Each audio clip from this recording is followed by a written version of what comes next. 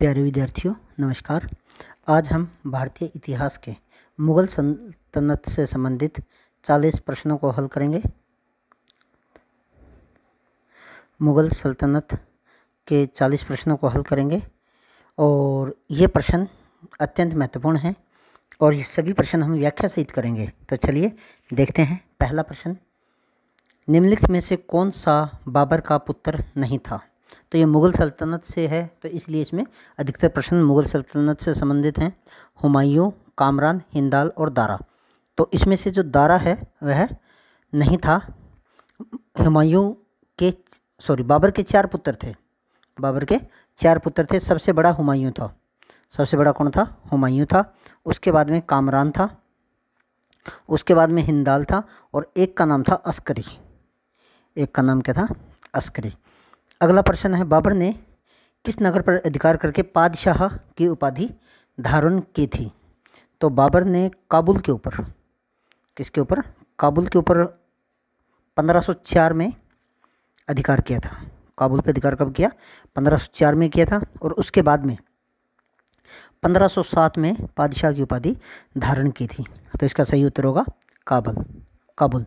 बाबर ने बाबरनामा है भारत के किस शासक को सबसे शक्तिशाली शासक माना है? तो जो कृष्णदेव राय थे, इन्हें उसने सबसे शक्तिशाली माना है और ये विजयनगर के शासक थे। कहाँ के शासक थे? विजयनगर साम्राज्य के शासक थे कृष्णदेव राय। इनको बाबर ने बाबरनामा में सबसे शक्तिशाली माना है। अगला प्रश्न है, निम्नलिखित में से कौन सा कथन असत्य है? आपको इसमें से असत्य कथन बताने हैं कि असत्य कौन सा है। पानीपत के प्रथम युद्ध 1526 में बाबर की विजय में उसका तोपखाना व कुशल सेनापति तब मुख्य था। सही बात है। पानीपत के प्रथम युद्ध में बाबर ने तुगलमा विधि युद्ध पद्धति को अपनाया था। ये बात भी सही है। बाबर ने तुगलमा युद्ध पद्धति मंगोलों से सीखी। नहीं, ये गलत है। बाबर ने तुगलमा पद्धति उज्बेकों से सीखी थी।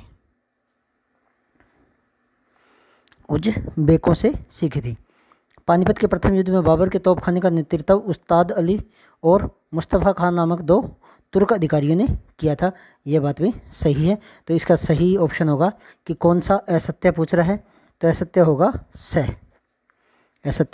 स। तो चलिए देखते हैं अगला प्रश्न। बाबर ने किस युद्ध की विजय के बाद गाजी की उपाधि को धारण किया था? पानीपत का युद्ध, खानवा का युद्ध, चंदेरी का युद्ध या बाजौर का युद्ध? तो इसका उत्तर आएगा ब, खानवा का युद्ध। इसके बाद में 1527 में हुआ था ये खानवा का युद्ध। इस युद्ध के बाद में बाबर ने गाजी की उपाधि धारण की थी और इस युद्ध में उसने जिहाद का नारा भी दिया था।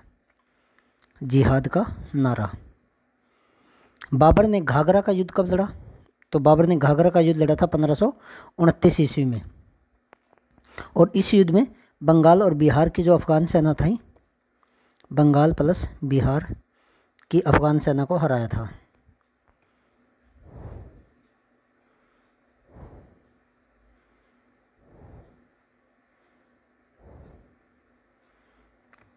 बाबर की मृत्यु कब हुई? 1530 के अंदर हुई थी।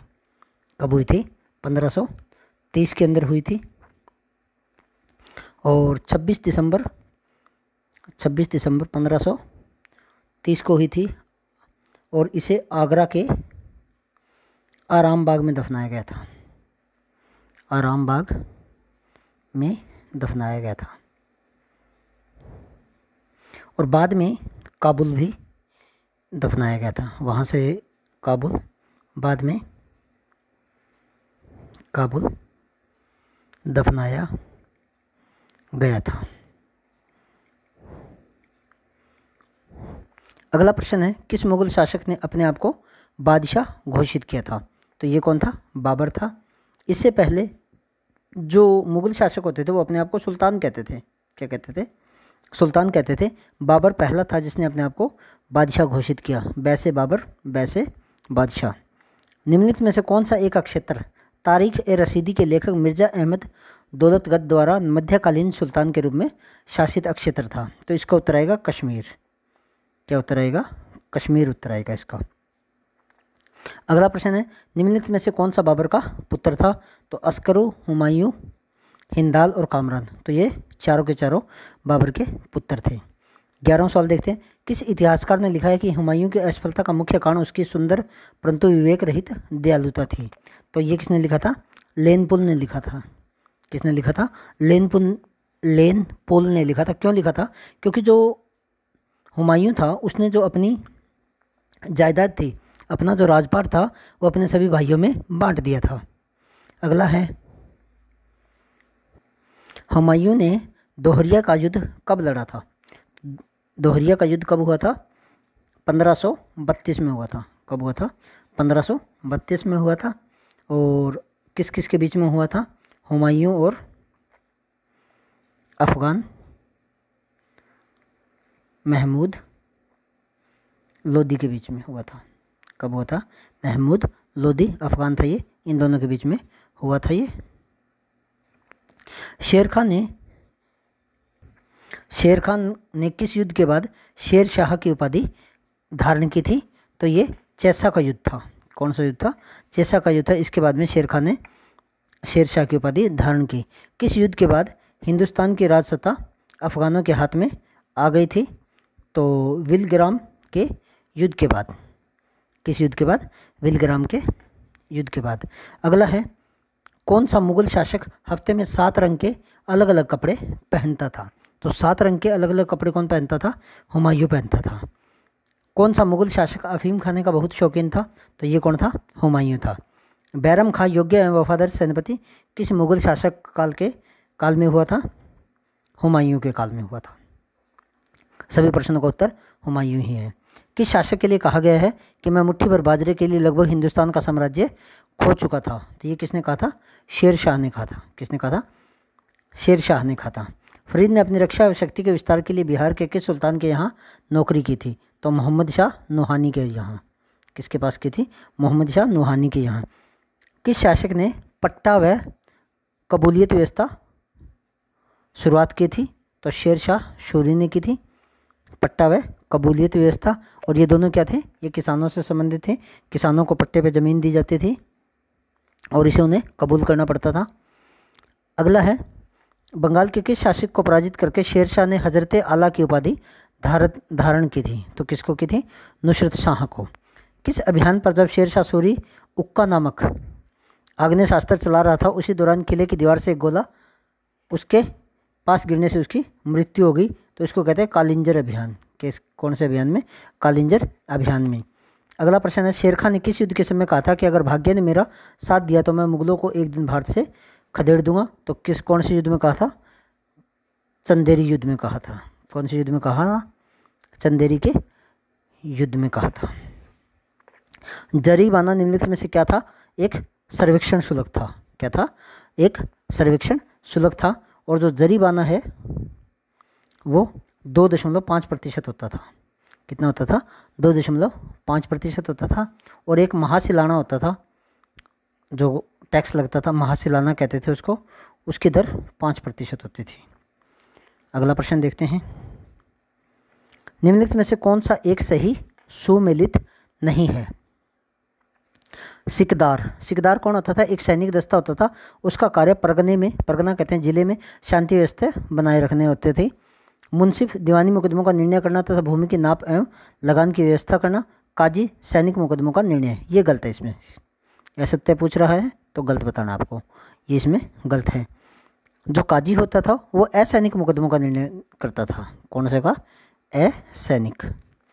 मुकद्दम गाँव में कानून व्यवस्था स्थापित करने का काम करते थे। किस सुल्तान के द्वारा या किस शासक के द्वारा सुल्तान उल अदल की उपाधि धारण की गई थी? तो शेर शाह था जो, उसने सुल्तान उल अदल की उपाधि धारण की थी।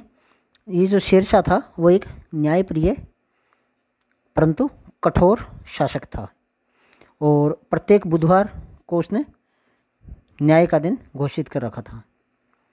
न्याय का दिन, बुधवार के दिन वह न्याय सुनाता था और उसी ने सुल्तान उल उदल की उपाधि को धारण किया हुआ था। अगला प्रश्न है, निम्नलिखित में से किसने शेर शाह सूरी को सरायों को साम्राज्य रूपी धमनियाँ कहा है? तो शेर शाह सूरी की डॉक्टर कानूनगो ने कहा है। किसने कहा है? सरायों को धमनियाँ किसने कहा है? कानूनगो ने कहा है, डॉक्टर कानूनगो ने। किस शासक के शासनकाल में मलिक मोहम्मद जायसी, क्या था? मलिक मोहम्मद जायसी ने पद्मावत की रचना की थी। तो किसने की थी? शेर शाह के समय में। किसके समय में की थी? शेर शाह के समय में। निम्नलिखित में से किस स्थान पर शेर शाह का मकबरा है? तो सासाराम में है। ये कहाँ है? सासाराम में है। सासाराम कहाँ है? बिहार में है। निम्नलिखित में से किसने शेर शाह को बुद्धिमत्ता और अनुभव में दूसरा हैदर अली कहा था? तो दूसरा हैदर अली किसने कहा था? अब्बास खान ने कहा था। किसने कहा था? अब्बास खान ने कहा था।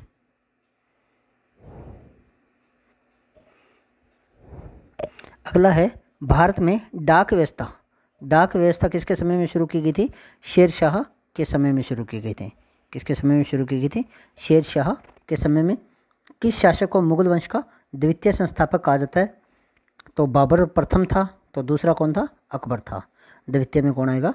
अकबर था, जिसने मुगल वंश को दोबारा से स्थापित कर दिया। अगला है पानीपत का दूसरा युद्ध कब हुआ था? तो पानीपत का दूसरा युद्ध हुआ था 1556 में। पहला कब हुआ था? 1526 में हुआ था। और दूसरा कब हुआ था? 1556 में। किस किस के बीच में हुआ था?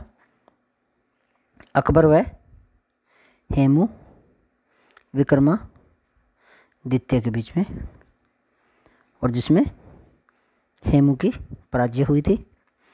अगला प्रश्न है मुगलों एवं अफगान सरदारों के मध्य मच्छीवाड़ा का युद्ध कब हुआ था? तो 1555 में हुआ था। निम्नलिखित में से कौन सा एक सही सुमेलित नहीं है? अकबर ने अपना पहला आक्रमण साम्राज्य विस्तार के लिए 1561 ईस्वी में मालवा के शासक बाज बहादुर के ऊपर किया था। ये गलत है। ये गलत है क्योंकि उससे पहले ही 1559 में ग्वालियर पे हमला कर दिया था। 1559 में ग्वालियर पे हुआ था। 1560 में जौनपुर पे हुआ था। और 1561 में मालवा की राजधानी सारंगपुर पे। मालवा की राजधानी क्या थी? सारंगपुर। गढ़कटंगा नामक प्रसिद्ध हिंदू राज्य की स्थापना अमरदास ने की थी। तो गुरु अमरदास ने की थी। अकबर ने चित्तौड़गढ़ की विजय के उपलक्ष्य में फतेहपुर सीकरी में बुलंद दरवाजे का निर्माण करवाया। ये भी सही है।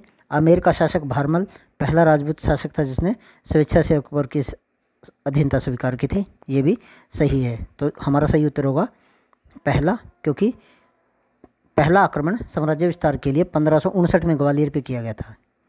अगला प्रश्न है 36वां। अकबर ने 1576 में किस अंतिम अफगान शासक को परास्त किया था? निसार खां, दाऊद खां, मुजफ्फर हुसैन या हकीम मिर्ज़ा? तो सही उत्तर होगा दाऊद खां को। किसको? दाऊद खां को। अकबर ने किस विजय के बाद एक फतेहनामा जारी किया था? तो अकबर ने चित्तौड़ विजय के बाद। किसके बाद? चित्तौड़ विजय के बाद फतेहनामा जारी किया था। अकबर ने निम्नलिखित में से कौन सा किला सोने की कुंजियों से खोला था? तो कौन सा किला खोला था? 1601 में असीरगढ़ किले को। 1601 में असीरगढ़ किला।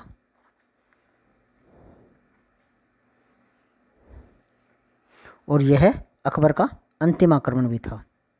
अंतिम आक्रमण भी था। अगला प्रश्न देखिए।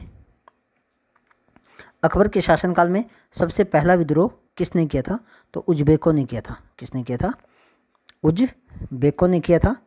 और अंतिम प्रश्न है हमारा, कौन सा मुगल शासक नकारा, नकारा कहते हैं नगाड़े को। किसको कहते हैं? नगाड़े को। यूँ करके यूँ जो बजाने वाला होता है, ठीक है, उसको कहते हैं नकारा या नगाड़ा का कुशल वादक था। तो अकबर था। ये कौन था? अकबर था। और इसके अतिरिक्त एक अलग से प्रश्न बताता हूँ आपको।